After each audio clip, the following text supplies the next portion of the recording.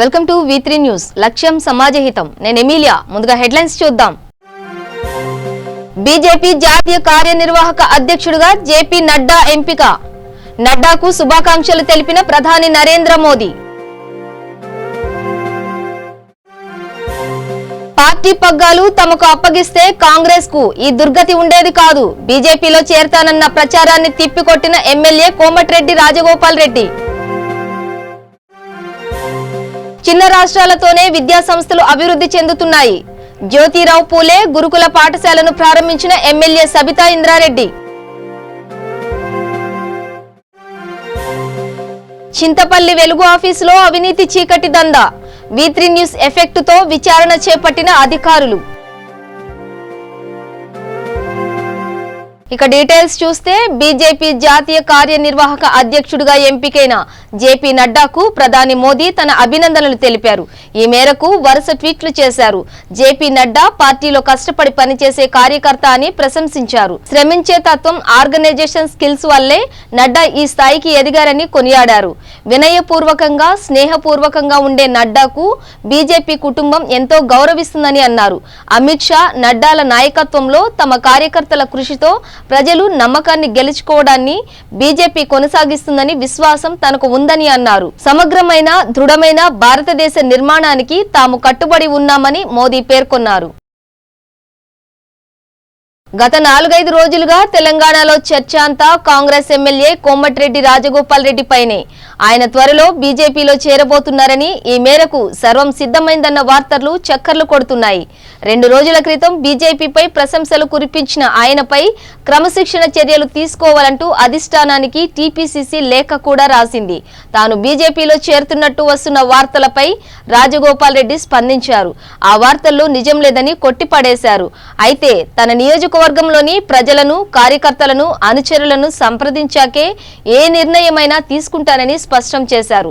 తన సోదరుడు వెంకటరెడ్డి ప్రమాణ స్వీకారం కోసమే ఢిల్లీ వచ్చానని, అంతే తప్ప మరేమీ లేదన్నారు. తనకు పీసీసీ పదవి ఇచ్చి ఉంటే తెలంగాణలో కాంగ్రెస్ కు ఈ దుర్గతి ఉండేది కాదన్నారు.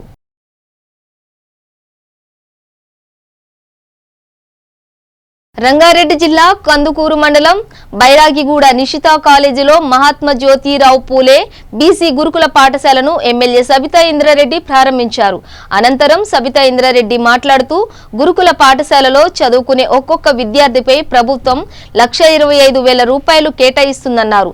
దేశంలోనే గురుకుల పాఠశాలలు ఆదర్శంగా నిలిచాయని ఎమ్మెల్యే సబితా ఇంద్రారెడ్డి తెలిపారు.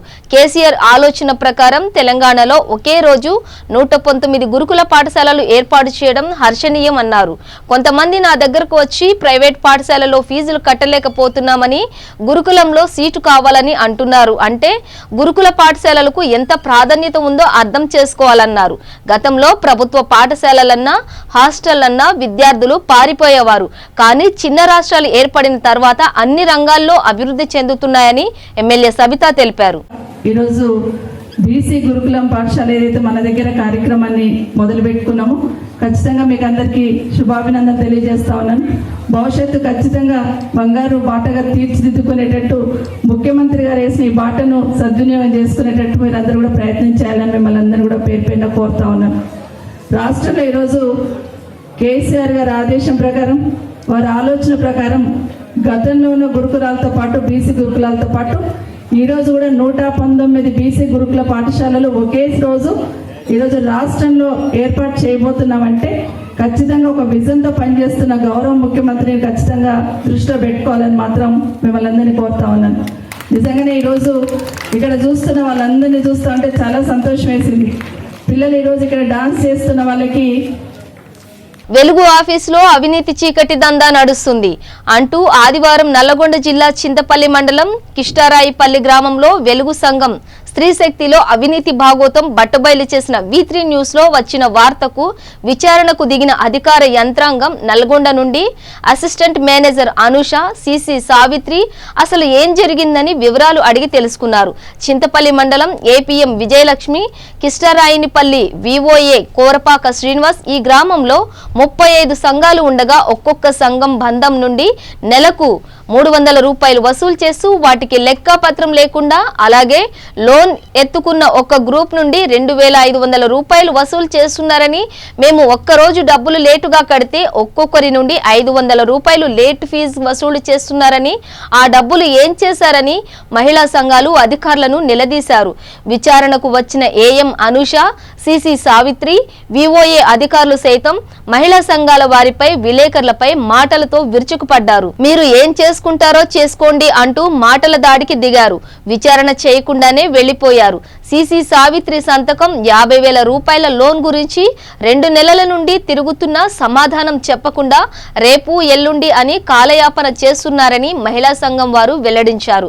ఇప్పటికైనా మా డబ్బులకు పూర్తి లెక్కలు చేసి పై అధికారులు మాకు న్యాయం జరిపించి వారిపై తగిన చర్యలు తీసుకోవాలని గ్రామస్తులు, మహిళా సంఘాల వారు ఆవేదన వ్యక్తం చేశారు.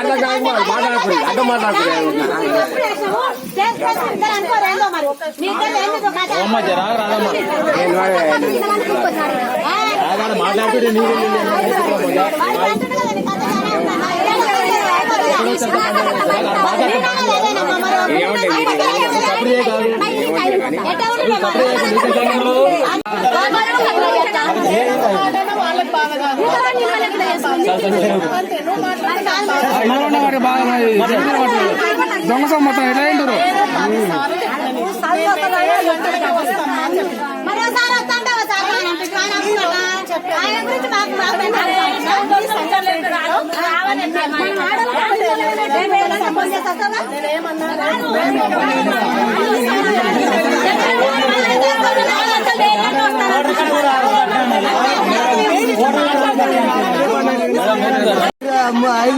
ఒకసారి 8,000 కట్టుకుని, ఒకసారి 6,000 కట్టుకుని, ఒకసారి ఫోన్ చేయరా, ఫస్ట్ ఫోన్ చేయరా, ఫోన్ కట్టుకుని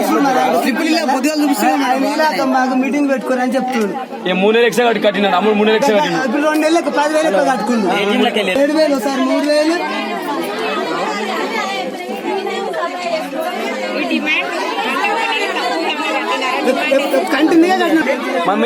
మన కంప్లైంట్ ఇస్తే ఇప్పటిదాకా మీకు వివరణ అయిపోతుంది. దేనికి ఉన్నారు మన కంప్లైంట్ అయింది కదా, నిన్న మేడం వాళ్ళంతా చేసుకోవచ్చు.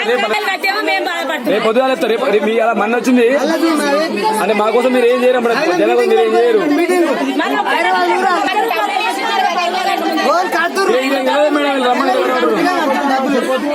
అయిపోయింది.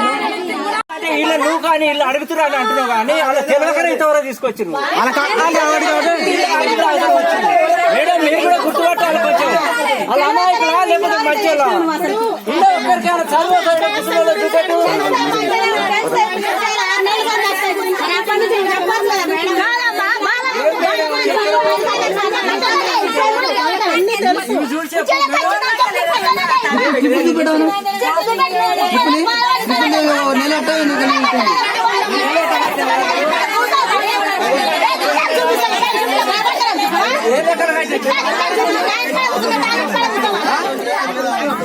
మరి ఒక నెల 6,300 ఉంటుంది, ఒక నెల 6,900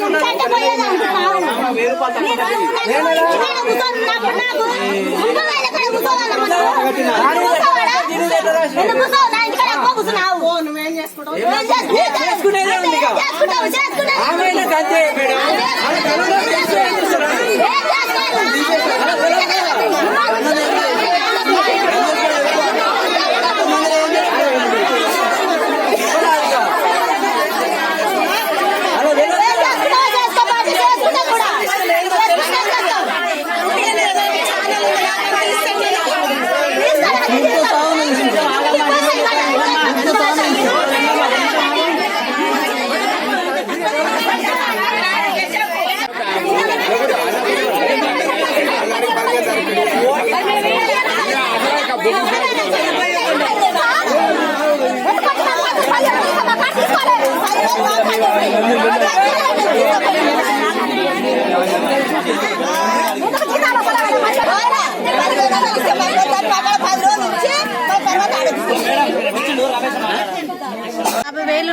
సంఘములా మాకు ఇప్పియమంటే ఇప్పిస్తలేరు.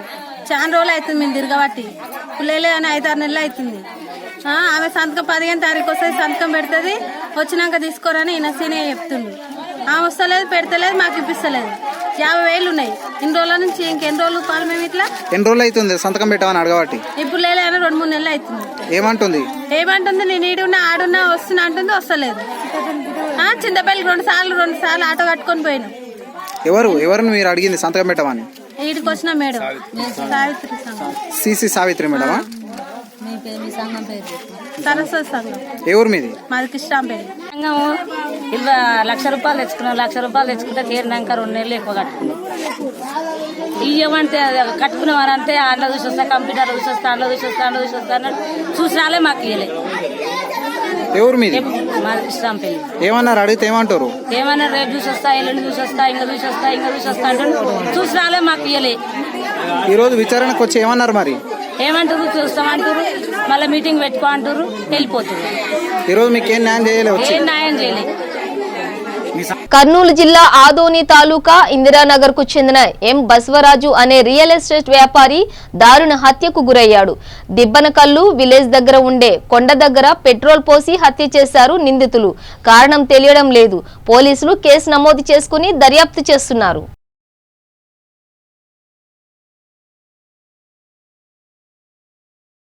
వైద్యులపై దురాక్రమానికి, వైద్యులపై దౌర్జన్యాన్ని అరికట్టాలని నిరసనగా సికింద్రాబాద్ గాంధీ హాస్పిటల్లో సమ్మె నిర్వహించారు.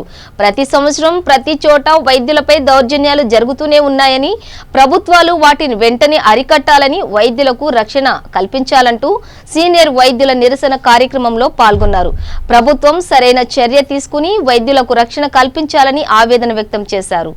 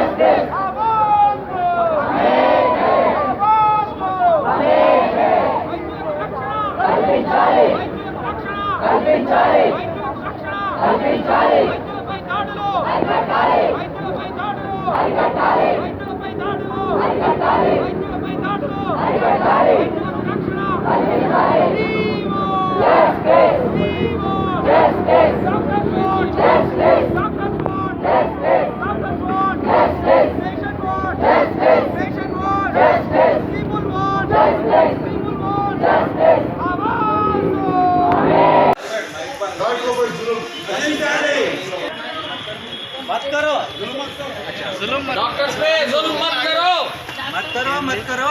डॉक्टर्स पे जुल्म मत करो, मत करो, मत करो। डॉक्टर्स पे जुल्म मत करो। डॉक्टर पे झाड़ लो, डॉक्टर पे झाड़ लो।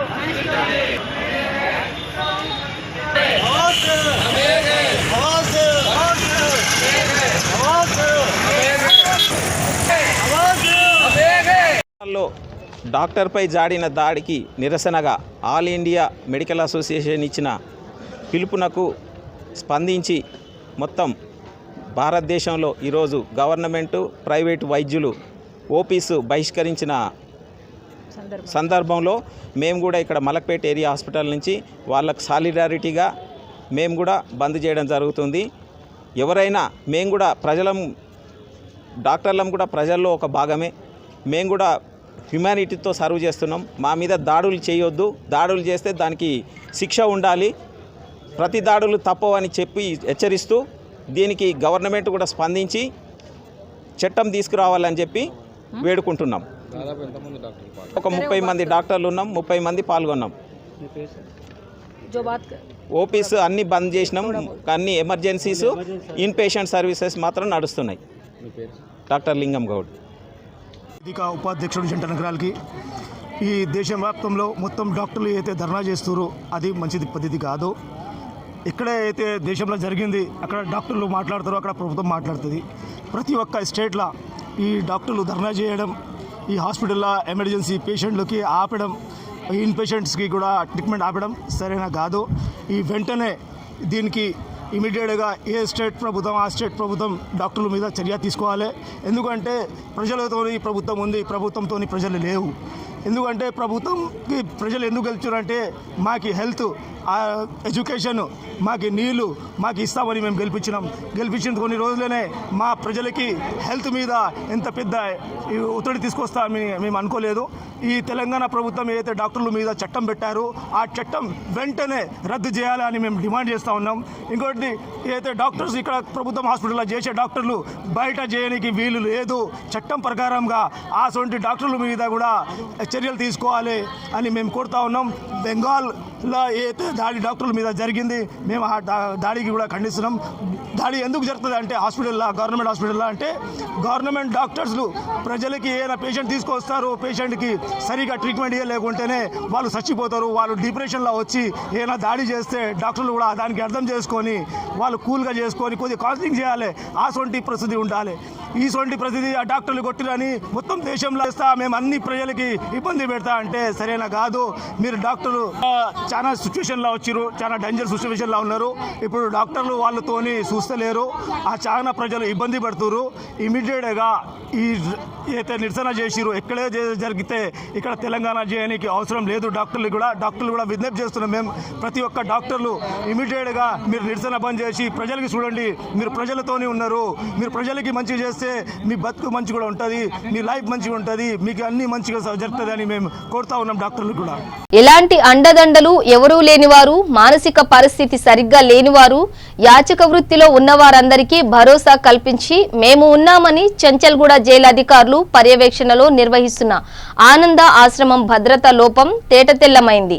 ఉదయం ఆశ్రమం నుండి మానసిక పరిస్థితి సరిగ్గా లేని వ్యక్తి రోడ్డుపై అనుమానాస్పద స్థితిలో తిరుగుతుండగా అనుమానం వచ్చిన యువకులు అతడి వద్దకు వెళ్లి వ్యక్తిగత వివరాలు అడగ్గా పొంతనలేని సమాధానాలు చెప్పడంతో అతడిని వెంటనే బైక్ పై తీసుకువెళ్లి ఆనంద ఆశ్రమం సిబ్బందికి అప్పచెప్పడం జరిగింది. ఇలా బయటికి ఎలా వచ్చాడు అని సిబ్బందిని అడగ్గా పొందనలేని సమాధానం చెప్పడం జరిగింది. ఇప్పటికైనా అధికారులు ఈ మానసిక పరిస్థితి బాగోలేని అభాగ్యుల పట్ల నిర్లక్ష్యం వహించకుండా ఉండాలని ఇక్కడి ప్రజలు కోరుతున్నారు.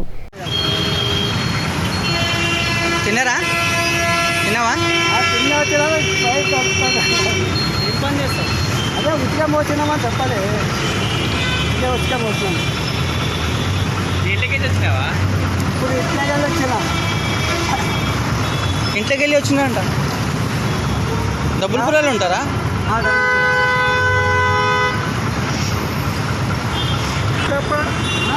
ఇద్దరం పడినావో మా సత్యనాము. బస్లో పోతావా? ట్రైన్కి వస్తాం, లేకుంటే బస్సుకి పోతాం. బస్సులో పోతావా? బస్ దొరుకుతుందా ఇక్కడికి?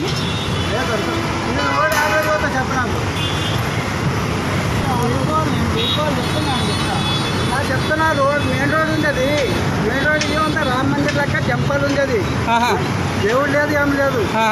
ముందర పోతే దాని ఎదురుండే గ్రౌండ్ నుంచి పెద్ద క్రికెట్ ఆడతారు పిల్లలు. లాస్ట్ బౌండరీ పోతే అక్కడ పెద్ద హోటల్ ఉంది.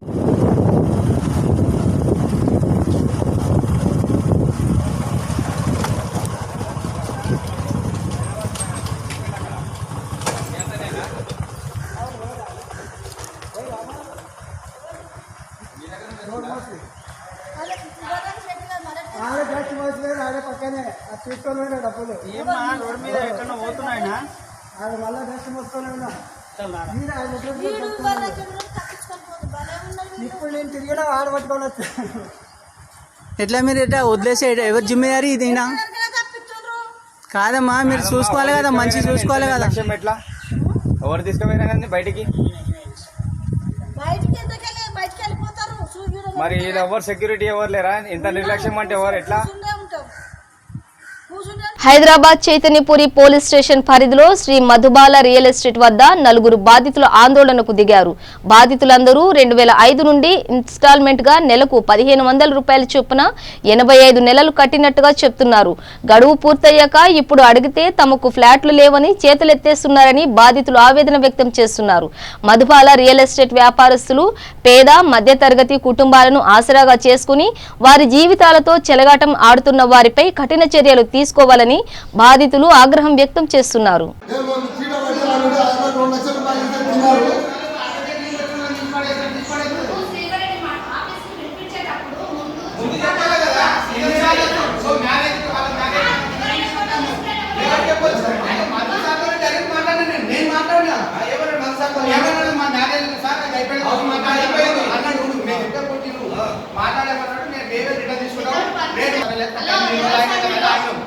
తర్వాత మళ్ళీ తర్వాత వచ్చినాం మేము.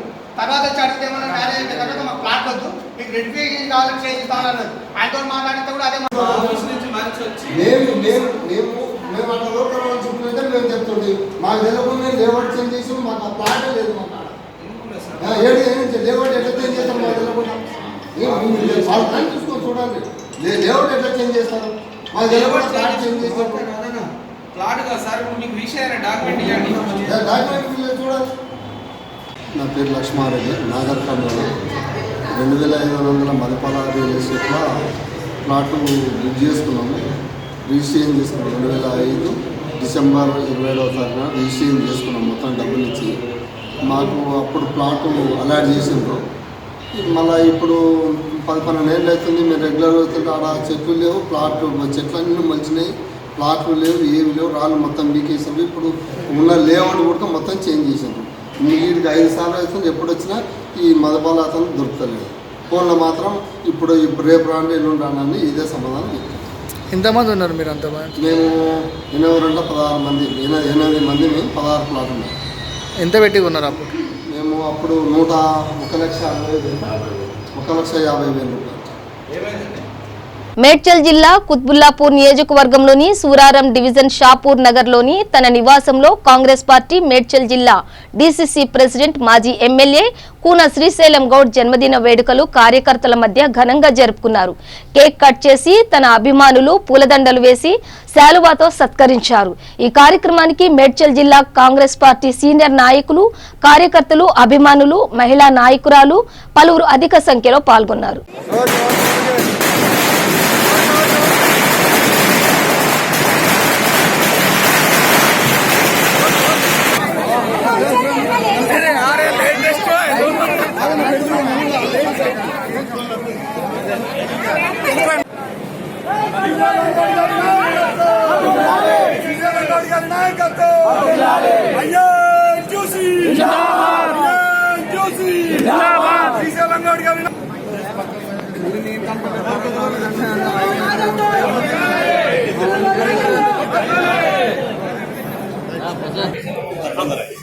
తాగిన మైకంలో బస్సు డ్రైవర్ పాఠశాల బస్సును ఇష్టానుసారంగా నడిపి బస్సును డ్రైవర్ ప్రమాదానికి గురి చేసిన సంఘటన నల్గొండ జిల్లా దేవరకొండ మండలం ముదిగొండ గ్రామానికి చెందిన ముదిగొండ పబ్లిక్ స్కూల్ పాఠశాల బస్సు పాఠశాల సమయం ముగియడంతో వారి గ్రామాలలో పిల్లలను వదిలిపెట్టడానికి అదే పాఠశాల బస్సులో విద్యార్థులు బయలుదేరారు. ఈ క్రమంలో ముదిగొండ నుండి చింతపల్లి మండల పరిధిలో ఉన్న మల్లారెడ్డిపల్లి గ్రామానికి బస్సు బయలుదేరగా మల్లారెడ్డిపల్లి గ్రామ సమీపంలోకి రాగానే తప్పతాగిన బస్సు డ్రైవర్ రోడ్డు పక్కనే ఉన్న ఒక పెద్ద బండరాయిని ఢీకొట్టడంతో ఒక్కసారిగా బస్సు బోల్తా కొట్టడంతో బస్సులో ఉన్న 30 మంది విద్యార్థులు భయాందోళనకు కేకలు పెట్టారు. ఈ విషయాన్ని స్థానికులు గమనించి విద్యార్థులను బస్సు నుండి బయటకు తీగా 30 మంది విద్యార్థుల్లో 3 విద్యార్థులు ఆయాకు తీవ్ర గాయాలయ్యాయి. తలకు గాయాలైన 2 విద్యార్థులను మెరుగైన చికిత్స కోసం దేవరకొండలోని ప్రైవేట్ ఆసుపత్రికి తరలించగా ఆయనతో పాటు మిగతా విద్యార్థులు దేవరకొండ ప్రభుత్వ ఆసుపత్రిలో చికిత్స పొందుతున్నారు. ఈ ప్రమాదంలో పెద్ద నష్టం తప్పడంతో గ్రామస్తులు, విద్యార్థుల తల్లిదండ్రులు ఊపిరి పీల్చుకున్నారు. ఇప్పటికైనా అధికారులు స్పందించి ప్రైవేట్ పాఠశాలల బస్సులలో తనిఖీలు నిర్వహించి ప్రమాదాలు జరగకుండా చర్యలు తీసుకోవాలని విద్యార్థుల తల్లిదండ్రులు మరియు విద్యార్థి సంఘాలు కోరుతున్నారు. డ్రైవర్ గారు చెప్పక వృత్తానే ఉన్నాడు. ఆడు మొత్తం అసలు పిల్లల లేపుతలేడు.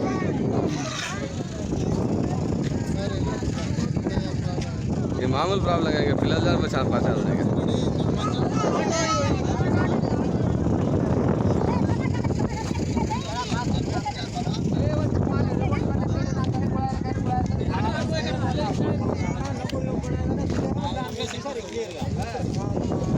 పశ్చిమ బెంగాల్లో డాక్టర్లపై జరిగిన దాడికి నిరసనగా 24 గంటలు వైద్య సేవలు నిలిపివేస్తున్నట్టు Indian medical association, Telangana hospital మరియు నర్సింగ్ హోమ్స్ అసోసియేషన్ సంయుక్తంగా ప్రకటించడంతో వారికి మద్దతుగా జీడిమెట్లలోని సూరారం, మల్లారెడ్డి హాస్పిటల్ వైద్యులు తమ నిరసన తెలిపారు. ఈ నిరసన కార్యక్రమంలో 200 మంది పైగా వైద్యులు ఓపీ సేవలు నిలిపేసి ధర్నా నిర్వహించారు. ఓపీ సేవలు నిలిపివేయడంతో పేషెంట్లు ఇబ్బందులకు గురయ్యారు. We are protesting only for the things where the society comes against us.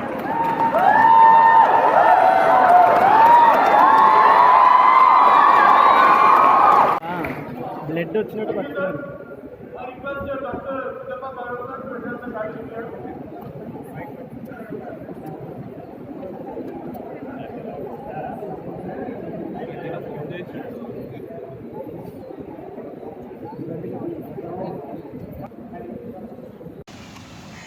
West బెంగాల్లో జూనియర్ డాక్టర్ల మీద జరిగిన దాడులకు నిరసనగా మా ఆర్ఎంపీ పిఎంపీ డాక్టర్స్ అసోసియేషన్ తరఫు నుంచి వాళ్లకు సంఘీభావం తెలుపుతూ ఈరోజు మేము సైతం అంటూ మేము కూడా వాళ్ళకు సంఘీభావం తెలుపుతూ ఈరోజు నిరసన తెలియజేస్తున్నాం.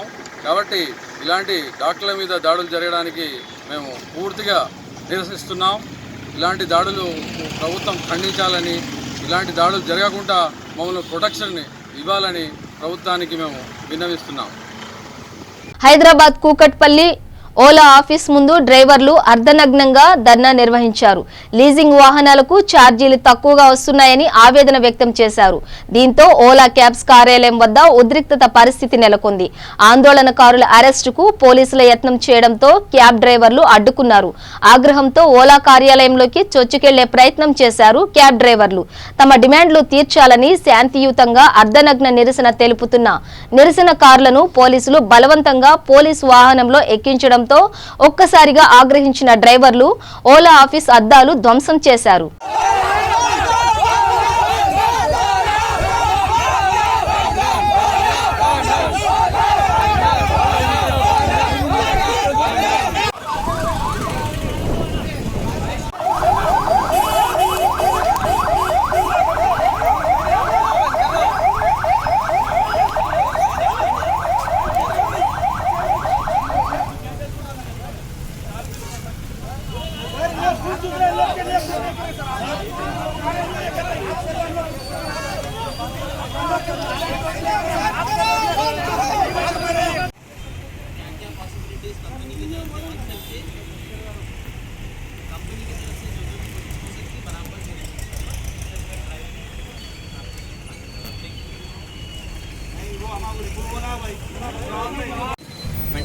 वाला सपोर्ट हो रहे हैं या फिर leasing executive secondary main issues पे बात करो आप सेकंड पेपर पे बात करो वही है दोनों भी ऑलमोस्ट हां बात करो सेकंड पेपर पे बात करो कमीशन कॉमन पॉइंट से सबको समझ में आएगा कमीशन का रहा अभी आप बोल रहे हैं 10 से 12% करने के लिए एक्चुअल कमीशन है 20% ऑलमोस्ट मतलब पैन इंडिया लेवल पे सिर्फ हैदराबाद बोल के नहीं है पूरा ऑल ओवर इंडिया 20% कमीशन है.